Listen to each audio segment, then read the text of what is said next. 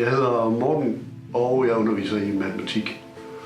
Og ubådsforløbet er sådan et engangsforløb, og det er kun noget, der sker én gang på et år. Det er nærmest, vi kommer til en rollespilsoplevelse med matematik.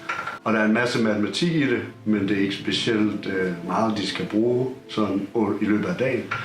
Der handler det faktisk bare mest om at lære at kommunikere med hinanden, fordi hvis ikke de kommunikerer, så kan de slet ikke sejle den her ubåd. Og de kommunikerer omkring matematik, men også omkring noget, der ligner virkeligheden for en ubåd på det her tidspunkt, som er 1940.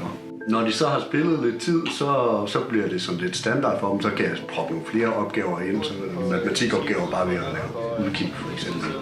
Rengøre båden og sådan noget. Og i det de rengør båden, så får de mere og mere at vide om båden, og dagen slutter som med, at de bliver skudt ned. Og så synker de til bunds. Og så er det faktisk, at den rigtige matematik virkelig starter. Jeg håber, det holder.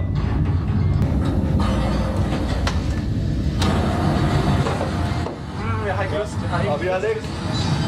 Tak. Tak. Jeg vil høre, hvad er problemerne først. Så hvilke problemer har I? Der er nogen, der skal beregne, om vi har ilt nok. Hvor lang tid har vi ilt? Og vi skal vide, om hvor meget strøm vi har tilbage. Fordi nu skal de bruge viden alle mulige steder fra i ubåden. Der, hvor de har siddet, har de fået opsnappet info.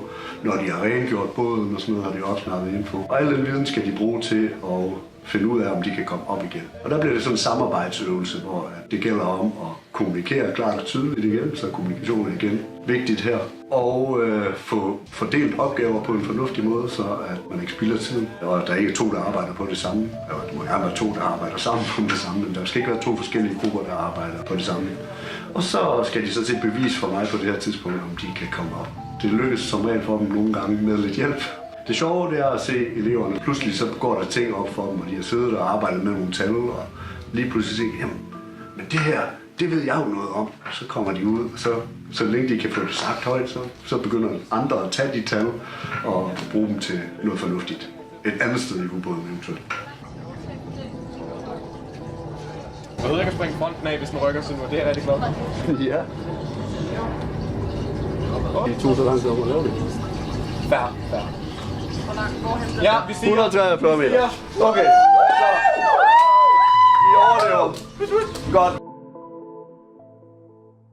Jeg har en lydkulisse, der er faktisk taget fra en rigtig ubåd. Jeg tror også, det giver dem lidt, at det rent faktisk er de rigtige data fra en ubåd på det her tidspunkt. Så når de sidder og kigger, og de finder ud af, hvor store de her rum det passer med, hvor stor ubåden var og sådan noget, jeg tror, de godt kan lide, at detaljerne rent faktisk passer. Det gør situationen mere virkelig for dem. Altså, det gør det nemmere for dem at forestille sig, at det er rent faktisk vigtigt, at jeg styrer min opgave ombord på ubåden. Det er i hvert fald min fornemmelse. Hvor længe har du kørt ubåden? Altså, den bliver bedre hvert år. Men det er vel 8 år gammel fra det første meget lavpraktiske forsøg, hvor vi ikke engang havde et regneark at gøre ting i, hvor jeg havde været regnearket, og så til nu, hvor der er et Google Sheets, hvor de alle sammen redigerer i på samme tid, og det har indflydelse på forskellige, altså når de gør noget i en del af ubåden, så har det effekt i den anden del af ubåden. I hvert fald kommunikationen foregår i regnearket, og al information kan findes der. Elmotor.